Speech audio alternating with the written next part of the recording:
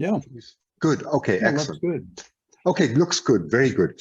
Okay, so that's anyway. iTelescope has existed for quite some time. I mean, probably most of you, I don't know, if not all of you, have backyard telescopes just like myself. It's absolutely wonderful to do it.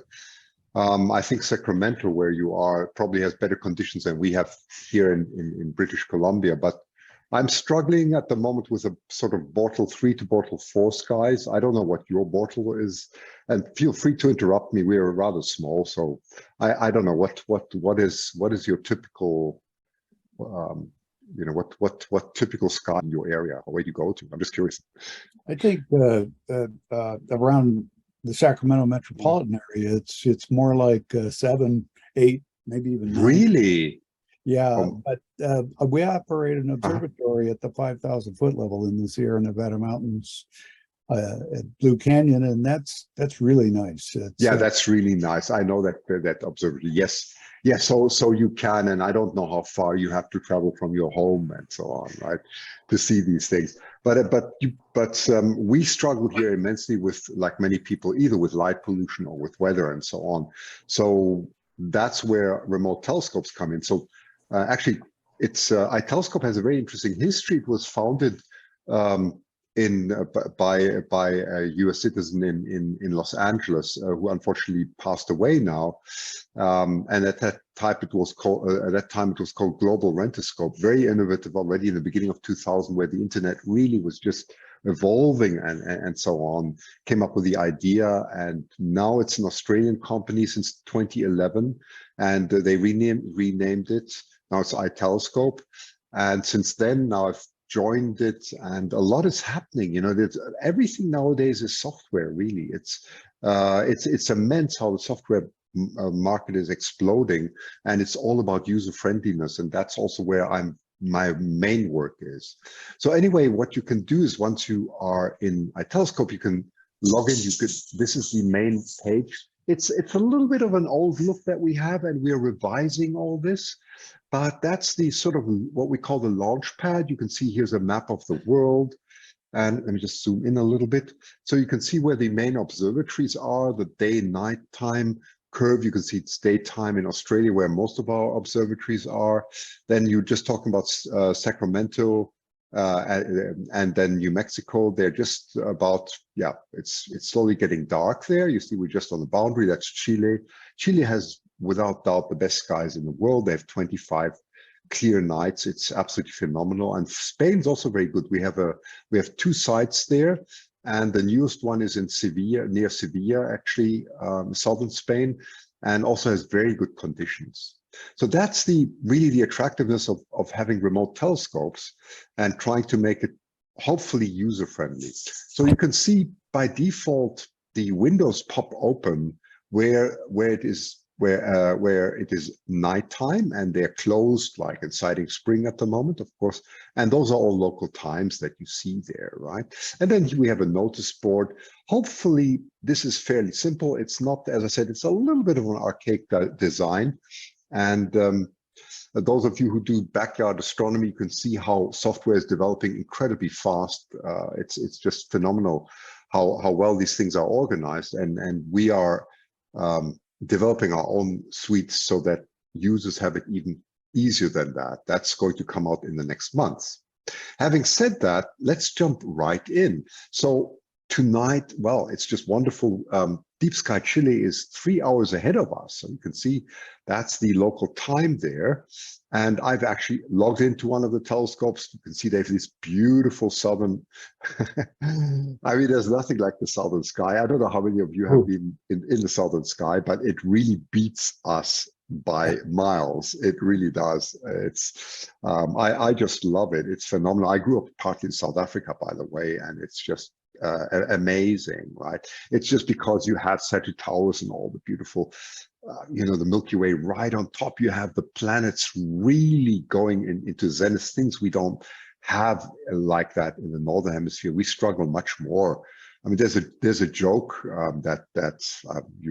may know that they said God put the astronomers in the northern hemisphere and the beautiful skies in the southern. It's probably a bit exaggerated, but there's some truth when when at least from a visual point of view, right?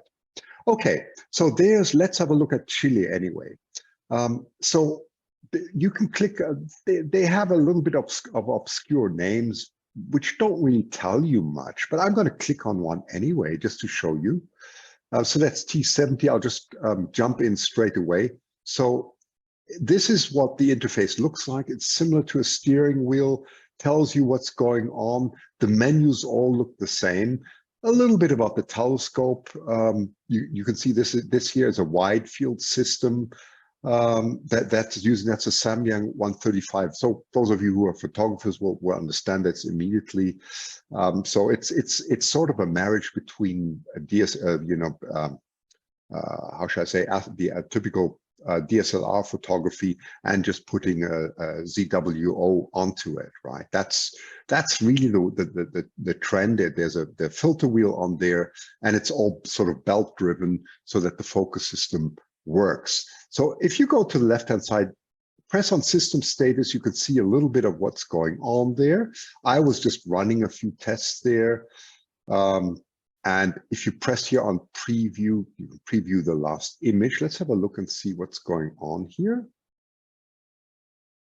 So that's just a few minutes ago. And that's, of course, in black and white, but that's this beautiful row of Yokio. I can never pronounce that name, but it's many of you will know. So that's, of course, in black and white, and that's a very short exposure. And you can see that looks quite impressive. So you take a few exposures under very good skies, and you get quite phenomenal results that are often very difficult to achieve in your when you're in your backyard, right? So this is just 4 images that were taken. This is just a typical script. You don't have to read these things, but it does what all the telescope systems do. They plate solve, they focus, and they first focus and then they plate solve, and so on. They do probably most of the things that you do in the backyard, only it's much more complex when you do things remotely because you need almost 100% reliability, and that's very difficult to achieve. Just to give you some examples, we never have domes, right? The typical, many backyard astronomers have domes, which seems very convenient, but domes is an absolute no-no when it comes to remote telescopes, because the dome will track far too slow, and users or members are very brutal on telescopes. They change every 10-15 minutes, and they come in, they come out. It's not like you following a target for a whole night or maybe 2 targets, right?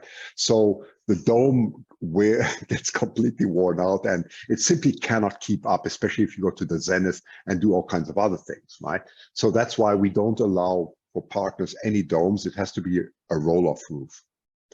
Okay, so let's see what we can actually do. So the typical, let's do something, right? So let's jump right in. So here you have a bunch of targets. This is very easily made, right? So hopefully this is appealing to most of the beginners. So if you say one-click image, you can choose, and I'm gonna, I don't know, just tell me, some of you, which one you would like to choose. So this is what's observable right now, and I'll click on one and let's see what comes out of it. Any choices there? Any preference? It's a wide field system, right? So this has all kinds of, of course, some of these are really deep sky objects, right? So we might have to choose something that's a little bit more, a bit wide. Any suggestions? Anybody who wants to say something? Eye of God is good. NGC 7293. Sorry, which one? Helix Nebula. Oh, you want the helix? Okay, let's go. So all I do here, so you can see what's happening here. You're right here, so it tells you basically coordinates, what the azimuth at the moment is, the elevation 60 degrees. So that looks fine. It'll do an automatic repeat of 2 minutes, right? Total exposure time, and we press submit. So when they say total exposure time, so you're already running the plan. Okay, so I've already done this.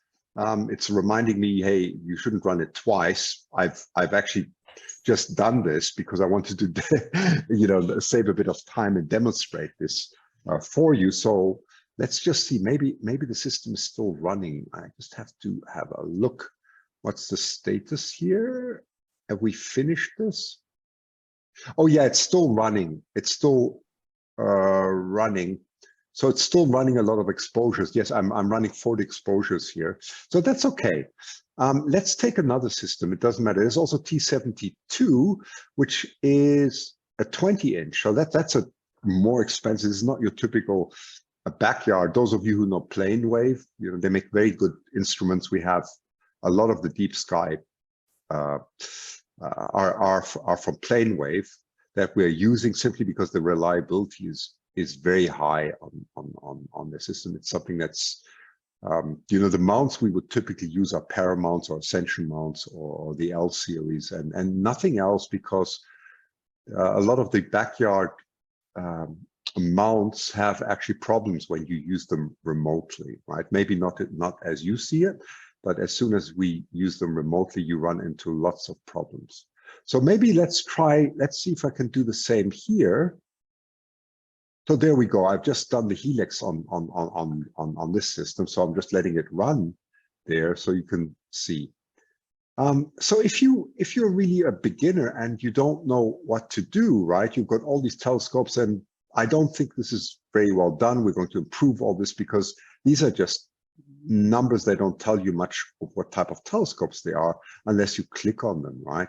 So we have this way of doing it where you just say start planning here, and when you click on it, you come to what we call the iTelescope planner. And it's fairly straightforward. You can choose an observatory. Just tell me which observatory you would like. And we'll do some planning there. Let's see if we can get something sensible out of it.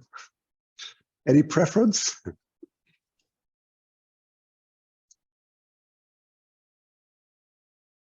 See. Something in Australia. You want to go to Australia? That's a good one. Okay, let's do it. Get some kangaroos. By the way, that really does work. Isn't it daytime in Australia now? Or? It's daytime, but we can plan. You know, it's just for planning. You're absolutely right.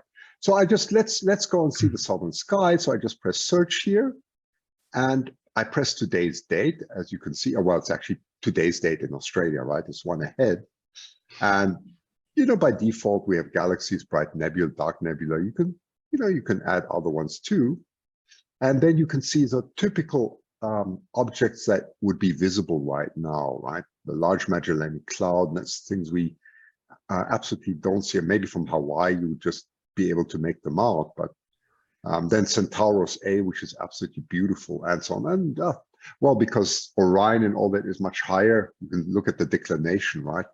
-4. So they are much higher, of course, in the Southern Hemisphere. And that's why, you know, you could see that, but of course you don't see this right now, because this is if you would see the sky right now and it's daytime. So this doesn't, you know, this doesn't help you very much, but it still gives you a list because it tells you here, you can see, for example, the Running Man, which is of course much too early at the moment to see it, but you can see it, you can start watching it at 3:55. And you can see there's an arrow upwards. The transit time, the highest point, is 7:45, and going just below 30 degrees. It's always 30 degrees. We measure everything by 30 degrees. So you can do this in the early mornings if you want to. You see that bit of magnitude, the angle to the moon, has quite you know, quite a lot of things. So is there any object that you would like to do? I just want to show you how to make a plan. Do you have any preferences here? I'm going to hand it over to you because I don't want to just run anything. You tell me what you would prefer. It was a beautiful galaxy further down. There are quite a lot of beautiful galaxies. There's that Sculptor galaxy. That's a. You want the Sculptor, yeah, that's of course a beautiful one. So let's look at the Sculptor. So that's very good because you're right. This is visible the whole night now. You can see that. So that's perfect, actually, right? And what you do then, so you just have to remember the name. For most of you, that's not going to be a problem because you're very used to these names, so you remember that. And then you okay. You see, now we get an immediate problem. I can see what's going on because my browser is still on Sierra Remote, And this is something new. You see, it always jumps back. I cannot do this. I absolutely hate this. This is when new versions of Chrome come out.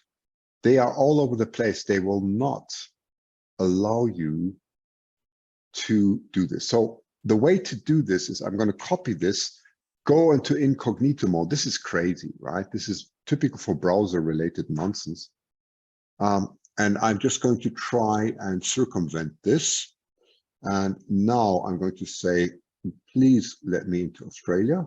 And it does. Okay, there we go. That's better. So that was a typical browser-related problem we had. So here you can see, I'm just going to, let's see, can we just make this a bit nicer, put the color background on here, and you can show the moon curve if you want to.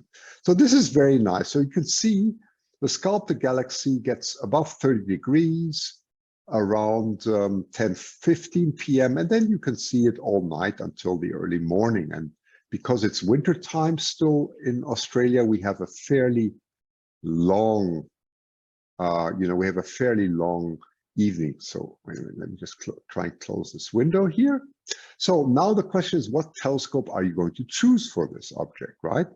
So this is very easy. All I go here now, I pressed on iTelescope, and if I click on here, all the possibilities that you have here. Of course, I'm going to press on an Australian one right now because we are in Australia. And if I click on it, and I was going to click up here so you can see it, this is the virtual field of view that you have.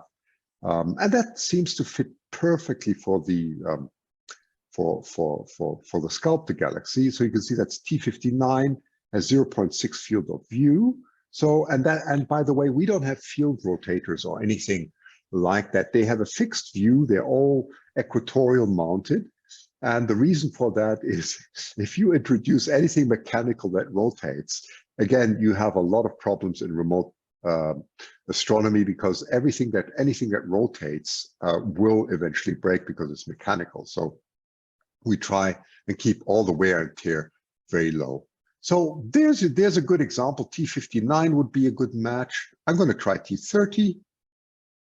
There's a good match, not perfect because it's, you can see the way the field of view is, but that would also work. Let's try T31 and so on. That's a bit wider. That would also work. So you see a lot of these telescopes would frame this beautiful. You have quite a lot of choices here, right?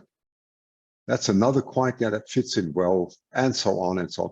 Of course, we have wide field too. Let's see, T10 is a bit wide field. You wouldn't choose this unless you are imaging a comet or something like that. In the field of view, then you would probably be using something that's a bit larger if you use a nebula and so on, right?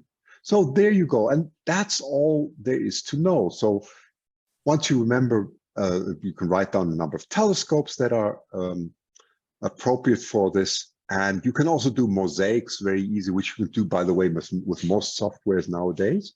So all these things are possible, right? So let's go back. Now we know all that. I'm just going to close this incognito now and go back to my main page here. So if we now open, there we go, Siding Spring. So we had a lot of possibilities. I'm just going to click on T30, for example. Just do that and see how we would actually do this, right? The same interface again.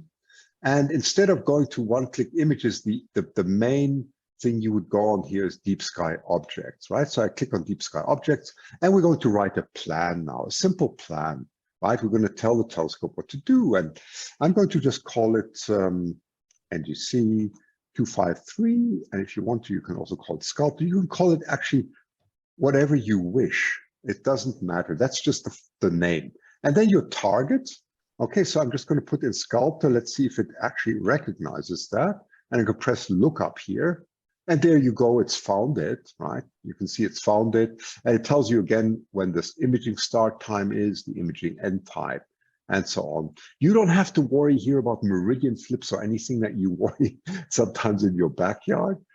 That's all handled perfectly. So you can go and ride right through the meridian flips or anything in fact, right? So there the coordinates, the right ascension and declination are entered all in J2000. That's all you ever need to do, right? You can put additional targets in and so on. We won't worry about that. And then all you really have to do now, because this is an LRGB and you can also do narrowband, is just add the filters.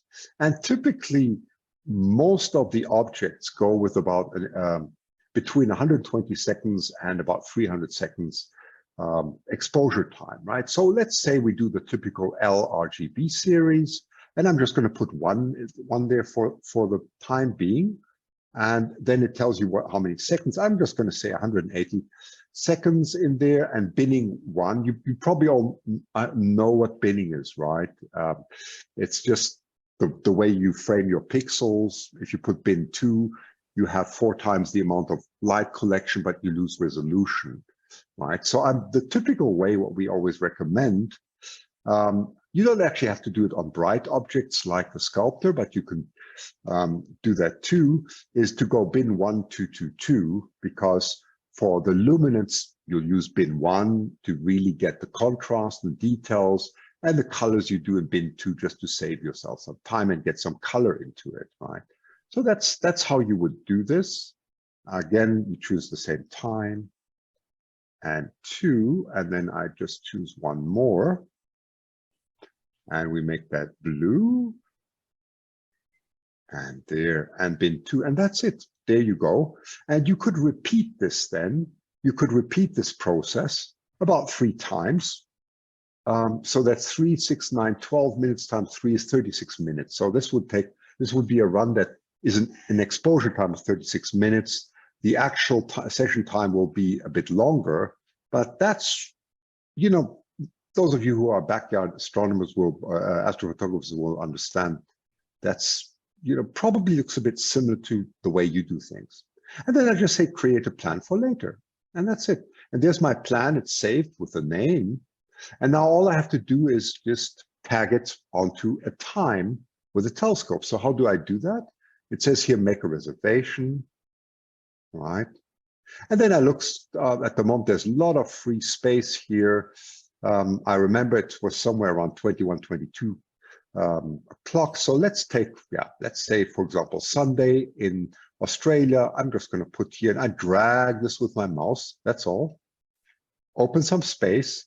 We said we had about 36 minutes, so I'm just going to make it very easy. Let's say we started at 10:30, and well, you have to have a session time of about 1.5 times your exposure time. So let's say it was about 40 minutes. So that's maybe about 60 minutes in total I'm going to reserve, right? So I'm going to make this from 10:30 to 11:30 p.m. Wait a minute, where are we? Let's say, so sorry, p.m. Where are we?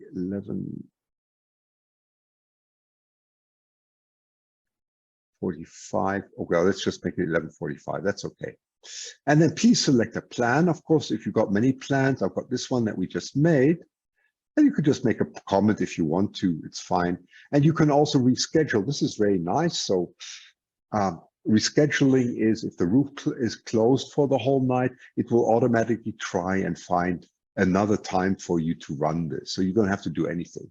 And there you go. It's now there, and you can shift this if you want to, up and down. That's your reservation. It's in gold, the other ones are in green. And all you have to do is relax. You don't have to be there or anything. And then you will get an email when it's completed, and all you have to do is go on the server then and download your data, which is usually available 5 or 10 minutes afterwards. So you have complete control over the telescope here, right? So, and you can also watch what others are doing. We have a lot more, of course, that you can do. You can image the moon. That's maybe not so interesting for you, but we can do comets, which is really beautiful. If you're comet hunters and so on, sometimes the problems for people who are comet hunters is that you want non-sidereal tracking speed, right? You're not sidereal. You really want to track the comet, right? To get a sharp image of the comet. We can easily do that. You can put comet names in here. It'll automatically calculate the ephemeris for you, and for that, and it will really do, if I put here on track on, it will do orbital tracking for that specific target. And that's a big advantage that you have fairly easy to use. Yeah, and that's planets we don't do yet, by the way. I know many of you may say, well, can't we do planets? It's not really worth it because you need a very long focal length, and we're working on new software because you can hardly find a remote system where you can do good planetary work on. We're working on it. The next big thing we're coming out in about 1 month is solar imaging. That's going to be big. We're probably going to be the first ever where you can do solar imaging remotely, and that from Siding Spring, where you have incredibly good seeing conditions. Now that as you probably know, those of you who have some solar scopes, the activity is going up. Solar imaging is an absolute joy because it's the only object where we can look at it by almost minute by minute, and it just changes all the time. One second, I'm just going to have some water. Dr. Sasse, we have a question. Go ahead. I'm talking too much. Sorry. Yes, the question is, how do you get dark and flat frames, or are they auto-calibrated? Yes, and that's a very good question. Sorry, I forgot that. They are auto-calibrated. Everything that you receive in your inbox is completely calibrated. We recalibrate with them about between 3 and 6 months, depending on the requirements, but all your frames are calibrated, so you don't have to do that anymore. Okay. Sorry, any other questions? Go ahead, just interrupt me. I'm sorry.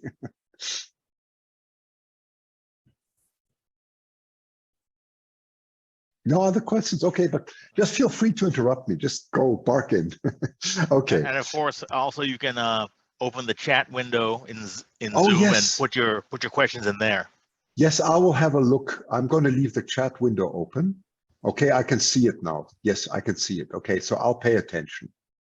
Right, I've got it. So just go ahead, please. That's fine. I hope so far it's not too difficult to understand. So anyway, the solar part is very interesting, what's coming up. We're very excited about that. Okay, so what I also wanted to show you, let's process some images actually that came off, maybe as a final step. How do we actually do this? I'm going to jump into my computer here, and I will just share to you. This was T80, M31. I mean, that's a fairly easy object, of course, Andromeda. I just wanted to show you what they actually look like, right? What do we get? So you can draw this off a server. I'm not going to bore you which server this is now because I don't want to waste time on that, but it's very easy to obtain your images a few minutes later. And you would get them like this, just to the gentleman's question here. They're calibrated, as you can see, and comes the telescope name, the username, the object name, the date, the time, the filter we were using, the binning. It was on the east side, 120 seconds, and so on. Right? That's the way they would go. And I'm going to very quickly process this in Astropixel Processor. Now, don't worry if you don't know the software. It's just really easy to use. Okay, so let's do this quickly. So it's just asking me for my work directory now. I'm just going to jump in here. That was here. And I'm going to jump here into T80, M31. And I've already made a work directory. So I'm just going to say open. And then I'm just going to give it a name quickly. So I'm going to say M31 Andromeda Galaxy. You can write there whatever you wish. And I'm going to press on lights. Now they are already calibrated, which makes it very easy. I'm going to select them all, the reds, green, and blue images. I think one blue was missing there. It didn't get downloaded, so we have a little bit off balance there.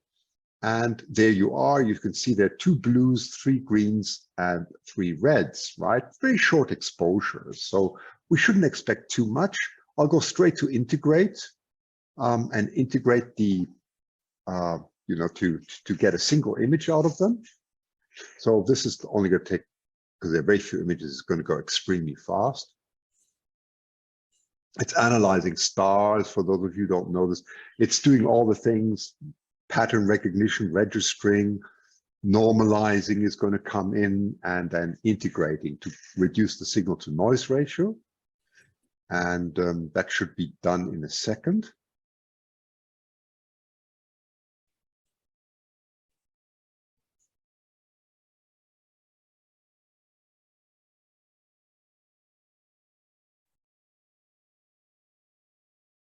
Okay, and there we go. And that's the black and white of the red and so on. So let's quickly make a color image out of this. So I'm just going to say combine RGB. We have to add the channel here. Here they are. These are the results that we just done, the red, green, and blue. And I'm just going to say okay. And this is just putting the channels to it. And then I'm going to just enable saturation here and say recalculate. It says LRGB here, but don't worry about that.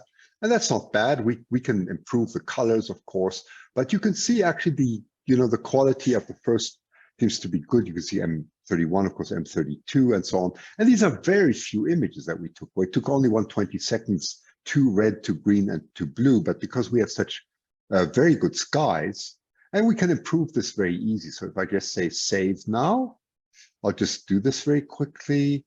And then let's do a little bit of star color calibration to get it a little bit better. So it says calibrate star colors. And which one do I want? That's the one we just assembled. And says you first have to remove any gradients. Of course, you have to remove the gradients. So I'm just going to really lighten this up to see if there are any gradients in the image. But you can see this is fairly good, actually. So what this is asking me is just to put in some boxes in the background of the background area so that it can say these should be equal in brightness, right? That's what we're doing here in order to take any additional vignetting or whatever out. So I'm just going to, it's creating a mask really, and just, you see there, it's evened it out a little bit. There's a small red, don't worry about the red areas there. I'm going to put a few more here, but this is already very even. There's not much gradients here. Sometimes we have very bad gradients depending on how many images you take and so on, but this is looking quite good. Let's put another one here where it's a little bit red, and maybe one here just to make it a little bit more even. Yeah, that's getting a bit better. I'm just going to pull up the saturation quite a lot. This is just a preview window, right? So this is not changing the picture. I'm just really pulling up the saturation so that I can see where the color is not even in the background. That's really what I'm aiming at, right? So we can try and tell it if this is supposed to be the same. Okay, and I'll leave it at that. If you want to see what the mask looked like, that is what we subtracted. So you can see there was some color, obviously some color gradients in here that have been corrected. Right. And then I'm just going to say, okay, and save here. So it's giving it a name. I'm going to say, okay. And then it says, okay, now we've calibrated the background. And I'm just going to, I'm going to still leave it very exaggerated in the saturation because, oh, well, let's not make it too exaggerated. Maybe let's just pull down the saturation a bit because it just hurts the eyes. And now what we do is just to try and calibrate the star colors very quickly. So what I'm doing here is I'm taking a sample of the background, which of course are the stars that we see typically in the Milky Way. And we know the distribution of the color index of the Milky Way. You know that Vega, for example, is seen as the white balance point and so on. And since we know the distribution of red and blue stars in the Milky Way was about 85 to 15%, we can actually that way try and find a white balance. So I'm going to say recalculate on that. So it's just calculating the background now. Yeah, and this is showing the distribution there. And if you wish to, you can make it a little bit more blue and so on. So I can change this a little bit, press it a little bit into the blue, maybe. We don't have a lot of color, of course. No, wait, sorry. We don't have a lot of color, of course. Sorry, I just jumped out of this now. I did it too quickly. But anyway, I think let's just get this back in at the moment. This was our original image, but in any case, I think you can see that if we did some more corrections here, this would actually, even with the little exposure time that we have, we could make a nice, a very nice image out of this, right? And let's try the same with the helix, because I know you wanted the helix. So just bear with me. Any questions? How do you get, oh, no, there are no more questions. Okay, so let's do the helix too quickly, because I also downloaded that. I did that a little bit earlier this evening. A quick question. Yeah, go. If you don't mind. No, I don't mind. Does iTelescope support just plain visual observation? No, not visual. We only do, because it's remote. It's we can't do visual really, right? Because that's something that you cannot do remotely, because we're pure for remote. If you meant visual by just looking into the camera, then the answer is also no, because even in planetary work, you will have a camera going, and well, you could say you maybe with planetary or with the solar activities, that would probably be the closest you can get to real-time visual, because you will see the atmospheric distortions, if that's what you mean. I'm not sure. Like if I wanted to look at a galaxy, that would be very hard to see in a Dobsonian, but I put the big plane wave on it and just say, give me a 10-minute exposure. Oh yeah, I could do that, right? it's very easy, yes. Okay. Oh, absolutely, it's very easy. You just go to the one-click image usually, and you can, if you call that real time, it's as real as it gets, right? It's a few minutes old. Okay, yeah, that's what I meant. Yeah. Yes, that absolutely. That's exactly what we're doing now. It's only that these are a few minutes old, because I just downloaded T72. If you look at this is the plane wave. It's exactly, look at the date here. You see that 19th/8th? You see when they were taken? That these are very, very recent images, okay? So I just wanted to compose this also very quickly for you. I just downloaded this all to save time, but I just wanted to show you, what does the Helix Nebula with a very short exposure, just with a 20-inch plane wave actually look like, right? From Chile, what do they actually look like? Let's try that. So I have to just change my work directory here and point to the correct one. What I'm going to do here, that's T72. And point at this work directory. Okay, and off we go. Very simple. I'm going to just load them again. Let's go to the right. You see, here they are, 120 seconds. They're all very recently taken, these images, right? There you go. So there you are. There are 3 reds, 3 greens, 3 blues. If you want to see what an individual image looks like, I just click on it, and they're already calibrated, right? So it makes it very simple. That's the green and that's the red. You see beautiful red. You can see the second halo there around it. So we expect a very good red there. I'm going to integrate very quickly and say integrate, give it a name. I'll just give it Helix Nebula. And that's again is 126, 12, 18 minutes total exposure time, right?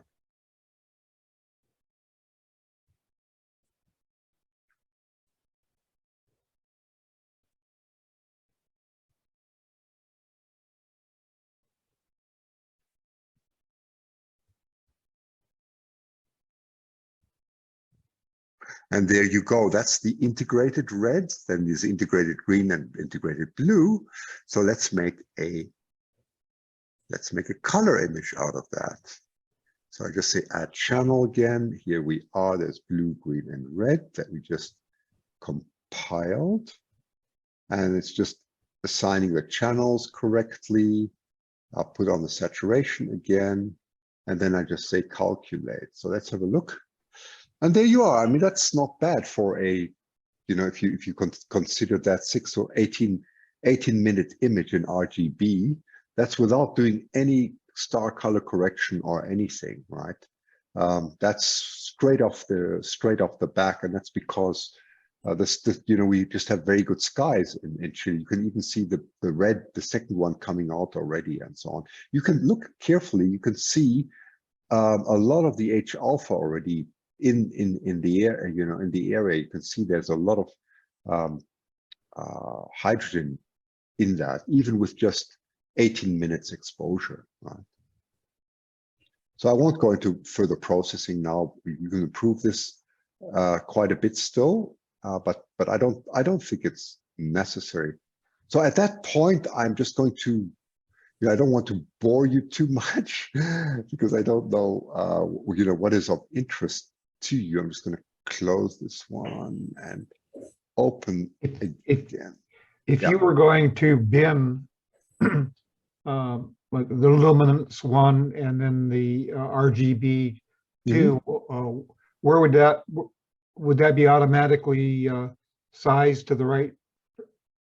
Yes. Right so size? it doesn't matter to your question. It doesn't matter if you take bin 1 or bin 2. It will be automatically sized so that, I mean, the bin 2, of course, is a lot smaller still than the bin 1. But if you take Astro's pixel processor, it doesn't care whether you have bin 1 or bin 2. It's going to compile them into one image. Okay, it will resize the bin 2 to bin 1. It will upscale it. Right. Okay. They're already calibrated all. That makes it really easy, So stop the share for a second. Yes. So how do we take advantage of this? And is that like a subscription, some service? Okay, let me show you a little bit about how this works. That's a good point. Okay, let me share my screen again. It's a very good point. 1 second. And show you exactly how that all works. Okay, so this is the main page, right? So how much does this actually cost, right? So we have our subscription plans go from a month-by-month basis, and you can actually, with $20, you can get fairly far. So here you can see what the affordable telescopes cost per hour if you rent them for 1 hour. That's not exposure time, but that's total time. You can see how the costs vary. What is very nice, even if you just went in with $20, although it's probably not the most recommended way, but if you went with $20, you have a lot of privileges that you can do because, for example, for those of you like narrowband, we have full moon happy hour. So during happy hour, if you do a standard reservation, you get 50% off for whatever price it is. But then there are also a few free telescopes that we have.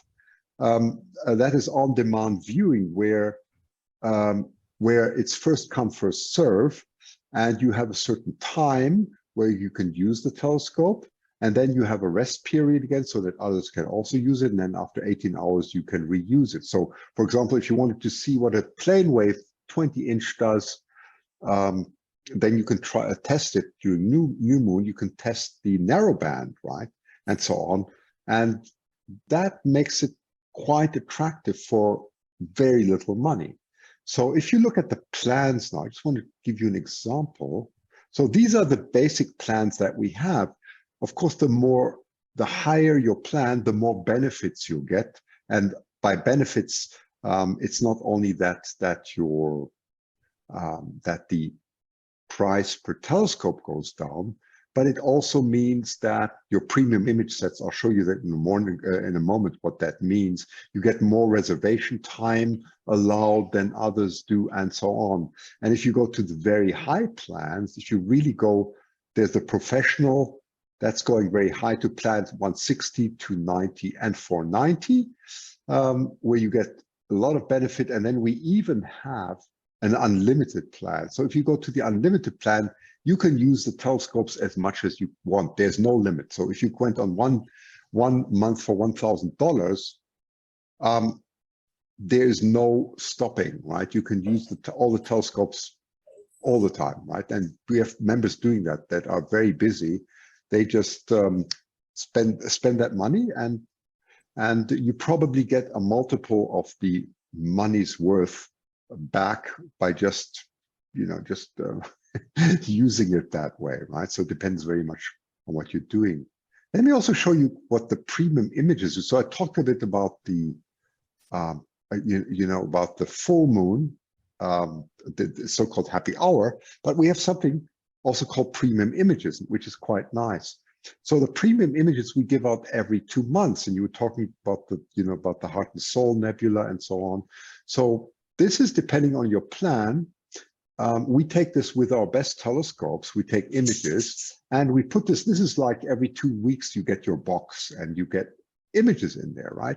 And for example, even with plan 20, you will get 9 times 300 seconds on there, all taken with good telescopes. And the higher your plan is, the more you get. So for example, if you're in plan 160, which is probably the best plan to take, you will get, in this case, you can see you get 140 times 300 seconds and so on. So you get a lot, a lot of benefit. Look at this here, 450 minutes of H alpha, right? That is crazy.